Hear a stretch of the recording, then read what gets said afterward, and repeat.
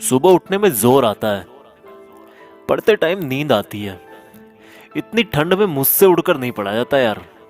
कल से पक्का सुबह जल्दी उठ जाऊंगा। कभी पूछा है अपनी माँ से कि वो सुबह बिना किसी के जगाए 4 बजे क्यों और कैसे उठ जाती है? कभी पूछा है अपने पापा को नाइट शिफ्ट से आने के बाद कि पापा कहीं रात को ठंड तो नहीं लगी आपको? कभी पूछा है अपनी माँ से कि कितनी बार रसोई की जल्दीबाजी में उनकी उंगलियां जली है ये सोचकर कि कहीं खाना लेट हो गया तो बस स्टैंड पर अगली बस का वेट करना पड़ेगा?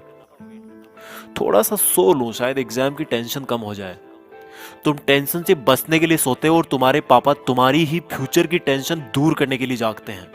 तुम किताब सामने रखकर ख्वाबों की दुनिया में खोए रहते हो। तुम्हारी मम्मी तुम्हें सामने बैठा देखकर अगली साल की स्कूल डिसाइड करने की टेंशन में रहती है। तुम्हारे दिमाग में वीकेंड पर दोस्तों के साथ घूमने की प्लानिंग चल रही होती है। वहीं तुम्हारे पापा के दिमाग में अगले मंथ की फीस की टेंशन चल रही होती है। अगली बार जब तुम्हारे पापा अपने जेब से तुम्हारी ट्यूशन फीस निकाल कर देना, तब पूछना कि उनके जेब में उनके खर्चे के लिए तो पैसे बच रहे हैं ना। किताब सामने होती है लेकिन तुम फ्यूचर और पास्ट की दुनिया में ही खोए रहते हो, क्योंकि तुम सिर्फ इसलिए पढ़ रहे हो क्योंकि तुम्हें हर कोई पढ़ने के लिए बोलता है, और बार बार पढ़ने के लिए सुनकर तुम बस पढ़ते जाते हो बिना ये सोचे कि तुम्हें आखिर पढ़ना क्यों है। क्यों क्यों पढ़ना है तुम्हें? कभी सोचा ही नहीं है तुमने इस बात का जवाब? जवाब छोड़ो, क्वेश्चन भी नहीं आया होगा आपके दिमाग में।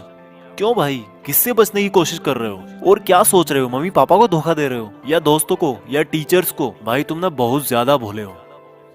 तुम्हें अभी तक ये भी नहीं पता कि तुम किसी और को नहीं बल्कि खुद अपने आप को धोखा दे रहे हो।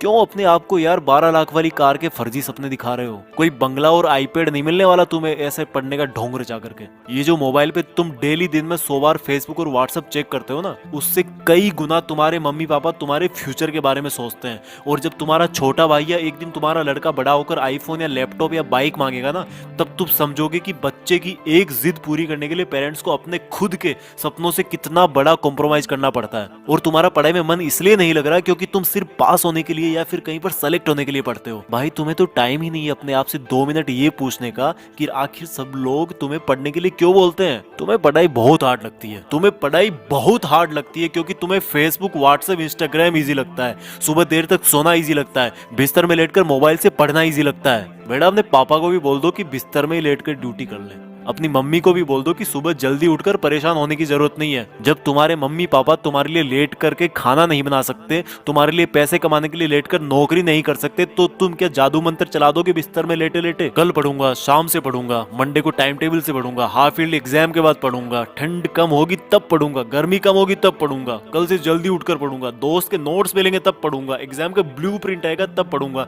एग्जाम के 1 महीने पहले पढ़ूंगा, एग्जाम के 1 हफ्ते पहले इंपॉर्टेंट क्वेश्चन पढ़ूंगा। पास होने से मुझे कोई रोक ही नहीं सकता। ओ भाई, तेरा ना तो कल आएगा, ना तेरा टाइम टेबल 2 दिन से ज्यादा चल पाएगा, और ना ही किसी दोस्त के नोट से तू टॉपर बन पाएगा। हाँ, सही सुना तूने, मैंने बोला टॉपर। एक बार और सुन ले, टॉपर। तू टॉपर बनने के लिए पैदा हुआ है। तू अपने पापा को नाइट ड्यूटी के चक्कर से आजाद करने के लिए पैदा हुआ है, खुद बिस्तर में लेटकर मोबाइल चलाने के लिए नहीं। और रुक एक बार, तूने कल क्या कहा था कि एग्जाम के 2 दिन पहले इंपॉर्टेंट क्वेश्चन पढ़ना काफी होगा तेरे लिए। अपने पापा को भी बोल दे कि वो भी तुम्हारी फीस चुकाने की लास्ट डेट से 2 दिन पहले ही काम पर जाएं। जब वो पूरा महीना काम करते हैं तुम्हारी फीस चुकाने के लिए, तो तुम सोच भी कैसे सकते हो कि मैं अभी सो लेता हूँ और 2 दिन पहले सिर्फ इंपॉर्टेंट क्वेश्चन पढ़कर पास हो जाऊंगा? बहुत हो गया यार, प्लीज अब तो खुद को धोखा देना बंद कर दे। अब तो कोई वजह खोज ले कि तुझे पढ़ना क्यों है। ध्यान रख बेटा, दुनिया को तब ही अंडर रख पाएगा जब खुद को अंडर रखेगा। इस दिमाग को बोल दे कि भाई धोखा देना बंद कर तू, और सुन ले अपनी दिल की आवाज को कि तेरे लिए जिंदगी के क्या मायने हैं और उसके लिए पढ़ाई क्यों जरूरी है। किसी ने तेरा दिल तोड़ा है, किसको तुझे कुछ बन के दिखाना है। बेटा भले ही नौकरी ना लगे और भले ही तुम नौकरी ना करना चाहो, लेकिन ये जो किताबों में जो ये नॉलेज भरा ना, जो अक्सर देख रहे हो तुम, ये तुम्हें जिंदगी में किसी ना किसी मोड़ पर किसी प्रॉब्लम से जरूर निकालेगा।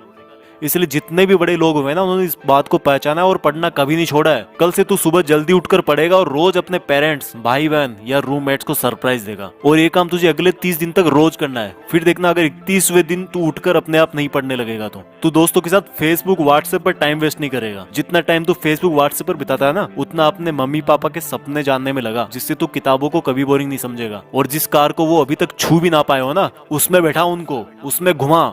जिस अपार्टमेंट के गार्ड ने उनको सामने खड़ा भी ना होने दिया, उसी अपार्टमेंट को खरीद कर और तोड़कर तुम वहां पर अपना 2 मंजिल का बंगला खड़ा करके पेरेंट्स को गिफ्ट कर। जिस स्कूल, जिस जगह को तुम्हारे पेरेंट्स बड़ा समझते हैं ना, वहीं पर तुम अपने ज्ञान का दबदबा बनाओगे और अपने पेरेंट्स को प्राउड फील करवाओगे। यार, अब तो कुछ बड़ा कर ले, खुद का नाम कर ले, पढ़ने का मकसद ढूंढ ले और मम्मी पापा के और खुद के कुछ अधूरे सपनों और कुछ बहुत बड़े सपनों को अचीव कर ले। सोचने और करने से ही होगा, उठकर पढ़ने से होगा। आज कितना ही छोटा क्यों ना हो तू, पर कल तो नाम तेरा ही होगा। जय हिंद।